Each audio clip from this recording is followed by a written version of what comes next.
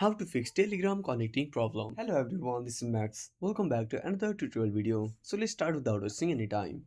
Also make sure to watch this video till the end. First of all, make sure your device is connected to a stable internet connection. Once you make sure, open up Play Store on your device. Now at the bottom right corner, tap on the search icon and search for Telegram. Now type Telegram and click on search at the bottom right corner. Now click on Telegram and make sure to update to the latest version. If you are on older version, simply tap on update and wait for some time.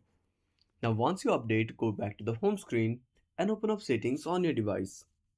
Now scroll down and click on apps. If you don't find apps here, tap on the search bar and type apps. Now click on apps. Now tap on app management and tap on the search bar. Now search for Telegram. Now click on force stop and go to storage uses. Now tap on clear cache and go back. Now tap on data uses. Now make sure these both toggles are turned off.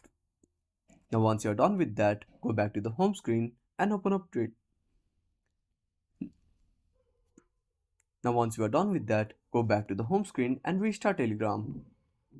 If nothing solves your issue, go back to the home screen, open up Chrome browser, tap on the search bar and type Telegram support.